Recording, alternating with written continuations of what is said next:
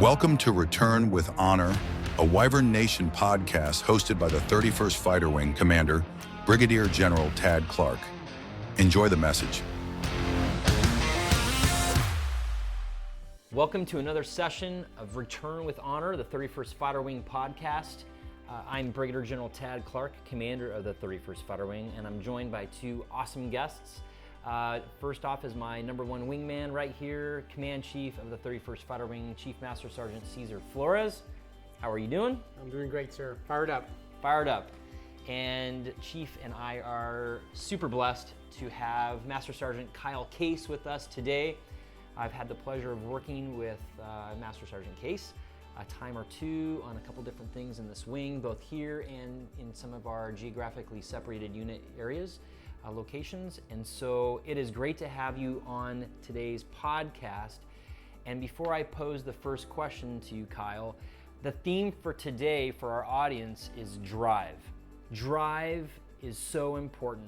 It gives us clarity, it gives us purpose, it gives us perseverance, it gives us determination, grit, all those things. And I think there's a lot of amazing things packed into the word drive. And so we're gonna get into that theme. But before we do, I want to make sure our audience has a good feel for who you are, Kyle. And so if you could just share with us, why did you join the Air Force and what has kept you in? Hey, thank you. I absolutely appreciate it. This is an awesome opportunity, General. I couldn't be more stoked and more proud for this opportunity. Chief, thank you as well. Awesome opportunity to be here.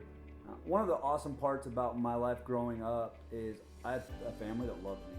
I had parents that sacrificed almost their entire well-being for me and my sisters. So I have two older sisters. My mom and dad kept us moving, but it was so my dad could progress in his job and in his career and give us a life and a better life that he grew up with and that me and my sisters should grow up with. I knew pretty early on though, sir, that college wasn't in my books. I was committed to everything and anything that I had. When it came to sports, when it came to friends, when it came to family. And I knew that if I let myself go to college, that I was gonna be letting my family down because I wasn't prepared to take on that level of responsibility for that higher level of education. And so I had a hard talk with my mom and dad when I was 16 years old and told them I wanted to do something different. I wanted to join the military. It was a hard aspect for them to grasp at the beginning. I have no family that has ever served. They didn't understand the military, and neither did I. And so when I brought this up to them, my mom started crying, and she was in a ball of tears, and she didn't want her son to go off to war, but she knew how much it meant to me to do it. So she said, please let your dad go with you when you talk to the recruiter, and so he can gain some perspective on what we're getting into as well as a family, because now we're getting into this as a family. So we went to the Army, because I only thought I could go into the Army. I didn't know the other branches were available, and I thought I couldn't fly aircraft, so I'm gonna go into the Army. When I went in the Army, I didn't get what I wanted out of that conversation, and when we walked out, me and my dad got stopped by an Air Force recruiter, female technical sergeant, and she's like, hey, can I talk to you? And I said, sorry ma'am, I appreciate it, but I don't want to fly aircraft. And she let me know then that her office didn't fly aircraft, and that wasn't even on the table. So we're like, yeah, absolutely. She brought me in and she said, what do you want out of life? I was like, I want purpose, I want commitment, I want camaraderie. And that's why I wanted to get out of the military, but I want to have something that focuses me and gets me where I want to be in my life. And that's what the Air Force is. The Air Force not only is going to make you into a military service member, but we're going to give you techniques, we're going to give you a career, we're going to give you some foundational part that's going to stay with you forever. It's not just going down and fighting or deploying. We're going to give you a job, and we're going to teach you, we're going to send you to technical school. And he sold me on it. I mean, my eyes were getting big, my dad saw my eyes getting big. And as soon as we left, he's like, you're joining the Air Force, aren't you? And I was like, yeah, I'm starting to join the Air Force. Good. So we did. I signed, I went open mechanical. I asked, what's the fastest way for me to get basic military training? She said, open mechanical. And so went open mechanical, got into basic, been with my wife the entire time. So she has been with me throughout this entire time as well. So she had to go through all the heartaches of me being in basic and all the things that we had to do. And I got my job there, non-destructive inspections, which, as you know, General, is a huge backbone of what drives, our airplanes and everything that we do here, especially with our F-16s. And I got out of basic military training, and I was indoctrinated into this world of people that cared about me almost more than what I cared about myself. They wanted me to succeed. I had NCOs and senior NCOs that pulled me out of my comfort zone as a young A1C. They put me in honor guard. They're like, hey, I think you have something that's a little bit bigger than just being a maintainer. would you be willing to do this? And I was like, absolutely. Did honor guard. I loved it. It was humbling.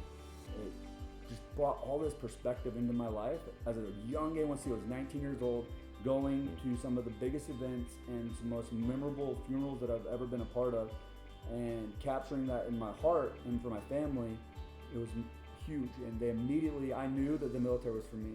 So then I had to go have a hard conversation with my wife, because we had said when we first joined that we were going to do our 6 years and get out.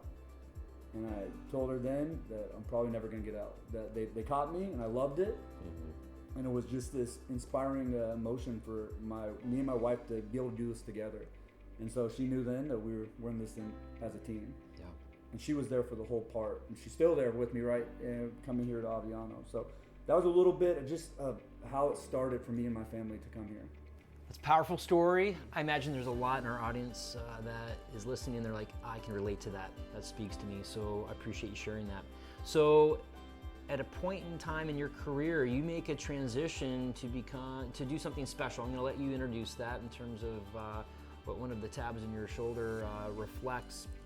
And in that process, there's also another level that you can achieve, and I know that's referenced to as the blue rope. So can you walk us through the transition of what you found yourself a part of, and then walk us through that journey of earning your blue rope and what that even means for someone that doesn't understand that concept? Absolutely. Being a military training instructor was something I was terrified about and was not excited about. I got an email notification, hey, you've been selected to be a military training instructor. I panicked a little bit on my heart, my inside. I didn't know if I was prepared for that level of professionalism or that level of dedication those individuals had. I had this vision in my mind of what my military training instructor was, and I didn't think I was deserving or able to do what they did. I had very long talks with my wife, a lot of internal, and I showed up to basic military training instructor school on day one, and realized that although I was surrounded by an all-star team of NCOs and senior NCOs, the all-stars don't want to lose. So they're building up everybody. Nobody's going to not be progressed with them, because it didn't matter if it was in the morning, if it was at night, if it was after school, after curriculum. If somebody wasn't capturing or wasn't grasping a concept, we all came together and pulled them and just got them to where they needed to be so that they could be a military training instructor. And then I got to see what a blue rope was. I got to see the focus of what an individual was that was top 10%, that was the focus for everybody. They weren't aligned to a squadron, they were for the entire group. And they were the individuals that everybody went to.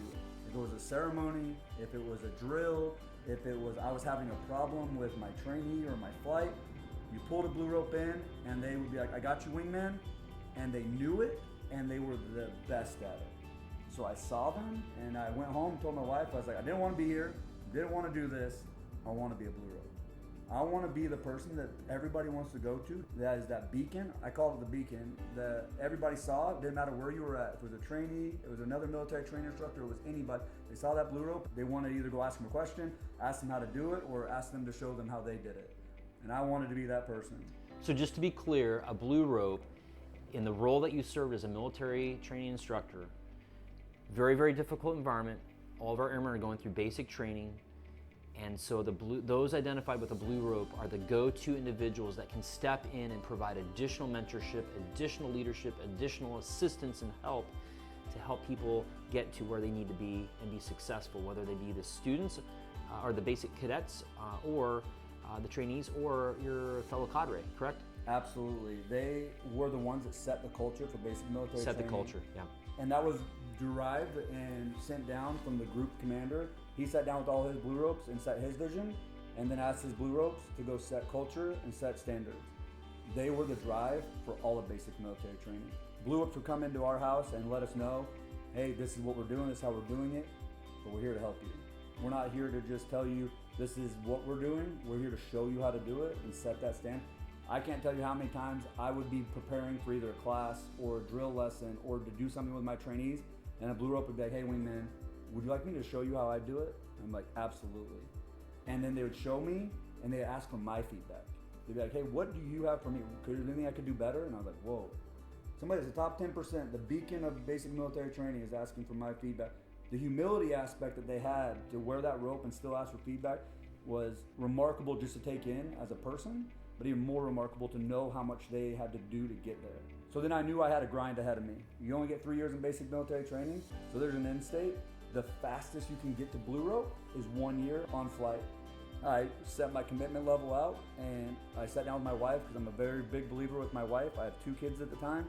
Untold expectations are guaranteed failure. If I don't tell her what my expectations are, then I'm gonna fail my family. They had to know the sacrifice that we were gonna go through, because we were gonna have long nights, we were gonna have weekends, we were gonna have Sundays, we were gonna have, leave was gonna be committed to this process. And so they had to be bought into it as well. My son, 10 years old, can do present arms, order arms, parade rest. He can call cadence. Yes.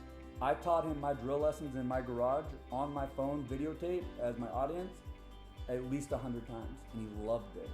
My daughter, although at the time was 5, salutes with the wrong hand, but she loved it just as much and was there. It was a family game. We all did it together. I couldn't have done it alone. My wife gave me, non-verbals. Hey, you said so 16 times. You said 15 times. You didn't look at me. You looked up at the sky. She was there the entire way through. I couldn't have done it alone. And so we were on a path. And that path was probably the hardest thing in my military career I've ever had to do. I had to sit down and focus and realize I have a job as a military training instructor, because I was still on flight, pushing 14 flights. And then after my 10 to 14 hour day, I now had to commit another 2 to 6 hours to get prepared to go to become a blue rope. And that was a commitment on my family. And the hardest thing that I ever did was go up for my first time and not get selected. So tell us about that, because now we're starting to get into the topic of drive.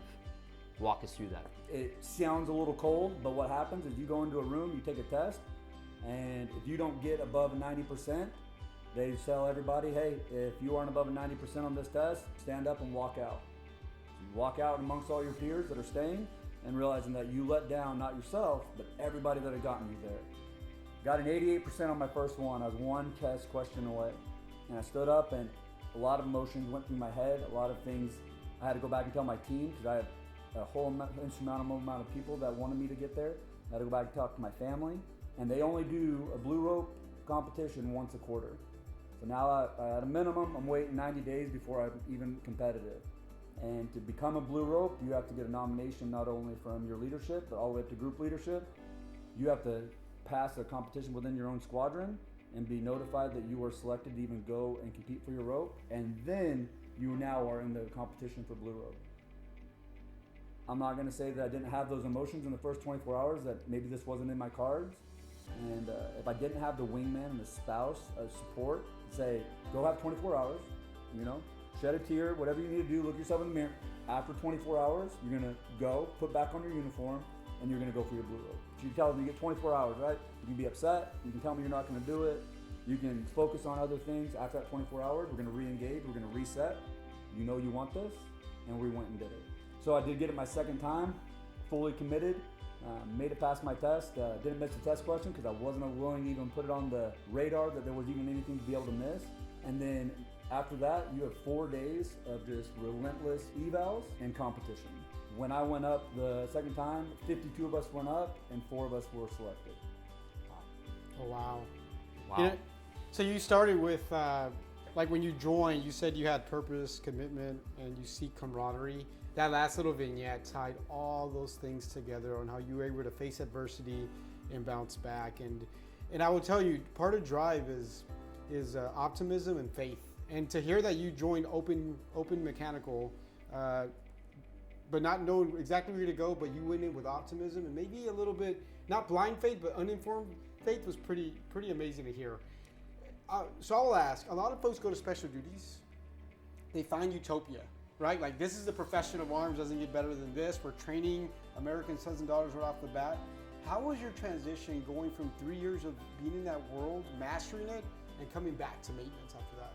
Chief, I appreciate the question. As stressed as I was to go to be a basic military training person, you hit it right on the head. I didn't want to leave. I begged to extend over and over and over again until I finally got tasked with stop trying to extend, you're going back to maintenance.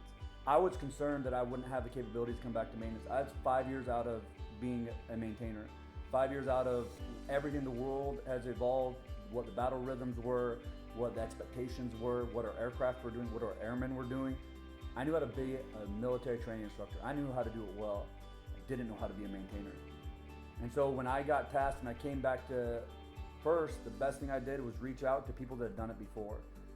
One of my biggest inspirations, or somebody that really talked to me, was that he was an engine troop, was a blue rope as well, became a command chief at a numbered Air Force, and then he walked it for me. He said, "You've learned everything you need to go master culture for our Air Force. You may not be able to be the one to turn the wrench, but you know what the airmen are looking for and the inspiration that they need to not only do it, but do it with conviction." And so I took what he asked and I went back and I came into Aviano, a little nervous, right? The best piece of advice he gave me, and I'll still live it to this day, and I tell him, is he said, don't make any changes and don't correct anything for 60 days. He said, you're gonna see some stuff. He's like, you're gonna see things that are different. He's gonna see things that are not what is normal to you. 60 days. Talk to your wingman, talk to your wife, tell her all the problems, whatever. He said 60 days. Because what you won't realize is all the things that they're doing that are amazing, and maybe you're only capitalizing on the negatives. I couldn't have appreciated that advice more. When I sat there and I watched, and I did, my eyes were targeted. I could see, hey, this chief is doing this senior is doing this A1C is doing this, sunglasses on top of their head, whatever it was. I could see my scope of vision was only on correcting uniform infractions, and I could see them in spades. Well, what I wasn't looking for is what all our airmen were doing. What I wasn't looking for is a target opportunity to tell that airman, hey, maybe don't put those safety glasses on top of your head, but you are crushing it. Like, these aircraft wouldn't fly with you. Let's set the standard though. Like, let's be the professional expert. Because I wasn't ready to have that conversation. I was only ready to have the conversation to tell him that his sunglasses were on his head. And it took those 60 days of incorporating myself. Now I have the lens to do both. Pull in our airmen and NCOs and let them know the why and the purpose, but then let them know, like, you only get one opportunity for somebody to walk by you doing the wrong thing, and that's what you're known for. They don't get that opportunity to know all the amazing things you're doing. Do all the amazing things and be that person. You let those two mirror, you're a juggernaut. Nobody can stop you. It took me that opportunity and that expectation to be able to mirror those two opportunities. I'm a big component, Chief, that everybody in all of history wanted to know the why. We just didn't get it. I wanted to know it, but nobody would give it to me, right? Nobody would tell me. I'd go up and talk to somebody, they just wouldn't tell me the why, so I stopped asking. Not that I didn't want to know. Our airmen don't want to know the why because they're different. We're just able to explain it to them a little bit better. They're more prepared because we can explain that why. That's a great story, great examples, very, very powerful. So we're gonna wrap it up with one final question, and you can sum it up in a couple thoughts, whatever resonates with you, Kyle, but if you could just explain to our audience what drive means to you. General, this is gonna mean a lot to me because all the things I've said have been amazing for the Air Force, but drive to me is family. My wife and kids, I can't tell you any more than when I put 100% at work, they deserve 100% of a dad at home. I deploy, I TDY, I'm gone all the time, but nothing feels more important to me or opens my heart more than having a spouse or even a child tell you that they're proud of you. That, to me, over everything, is the most important factor in drive, that my kids know that even though their dad maybe isn't there for dinner, that wherever he's at, he's giving 100% and making sure he's doing it, and it's purposeful, because they deserve it. They don't deserve me to be lazy. They don't deserve, my spouse definitely doesn't deserve a husband that's not there to not be 100% committed to what he's doing, so that when I come home to her, she knows that I have given everything, and I'm gonna give everything back to her as well. My family means more to me than anything. I've been married to my wife for 15 years, got 10 and a 7-year-old. They're a part of everything. They know where my office is at work. They know where my hangar is at work. They know how to get to me. They know when to run up and give dad a hug. My wife's been to every one of my celebrations, she has walked the path of what it feels like to be a military spouse, but none of it matters if she wasn't proud of what I was doing. I 100% committed for making sure that she knows that I'm dedicated to taking care of her and the family. And that's all my drive. I can't put it into any more of a nutshell than that. Yeah. I know this is going to be a podcast a lot of our audience is going to listen to again. A lot of inspirational words, some great advice, some really impactful examples of what you've navigated in life and where you've been and where you are now. Themes that Chief and I heard that jumped out of the comments: teamwork, purpose, culture, standards. Be mad and then get over it and move on.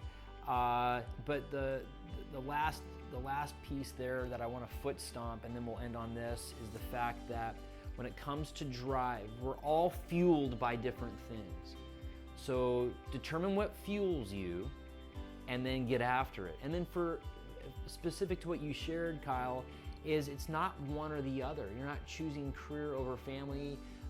You don't have to make that difficult choice. You can give your profession, in the profession of arms, you can give it your very, very best. Strive for excellence. Give it everything you've got. But then when you're with your friends, family, and loved ones, and in this case, your family, your wife, and your 2 children, you give them your very best. And it's when we give our best and do things with excellence that helps propel us to get to the next goal, the next event, the next task, the next obstacle, and move with purpose and drive. Kyle, thank you for being with us. Again, Master Sergeant Kyle Case, we're honored to serve with you. Chief Flores and I are honored to be here with you. Thank you for your time. Appreciate it. Thank you, sir. Thank you for listening to the Return with Honor podcast. If you'd like to learn more about the mission, airmen, and families of Aviano, visit the Aviano Air Base Facebook page. If you enjoyed the podcast, click to subscribe. We'll see you next time.